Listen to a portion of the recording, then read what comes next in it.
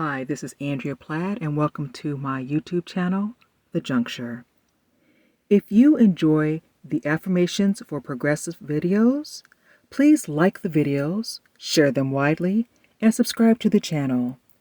If you want to further support Affirmations for Progressives and more projects here on The Juncture, please stay tuned to the end of the video to find out how. Enjoy today's affirmation.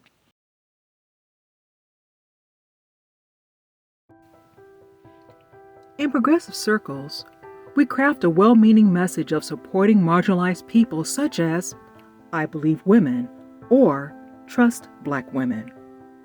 And we should, to a point, because, more than likely, what's going on with one person in these groups reflects a greater oppressive pattern for which we progressives need to use various strategies to ultimately stop, such as believing women when we talk about sexualized and gendered violence toward us, including dealing with our negative encounters with law enforcement and with courts and the court of public opinion, or the anti-Black female injustice we face that allows us to speak to the ways our particular situations that we personally face and our communities face that serve as harbingers for the ways societies will eventually visit those cruelties upon others, such as revoking access to reproductive care or a nitpicking destruction of voting rights.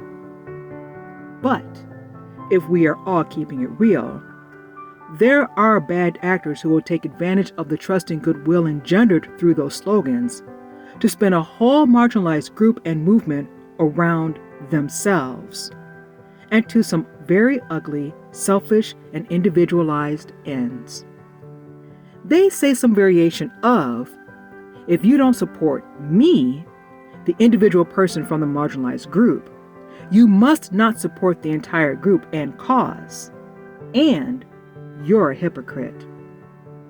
More often than not, that person is trying to use guilt in order to gain some sort of advocacy or backing for, if looked into more closely, is something that only benefits them, and we simply disagree with it or don't care for it, or, more insidiously, it goes against any progressive ideas and ideals. Though movements are started by us individuals, we individuals aren't the entirety of a movement. Especially as huge as so many marginalized groups and movements are, and with the long histories so many marginalized groups and movements have. If someone is coming through with some variation of support me personally or you're not down with the people or the movement, understand that, more than likely, they're not seeking a community or a connection, but a clique, if not a cult of personality. Move around and, if possible, move away from that person.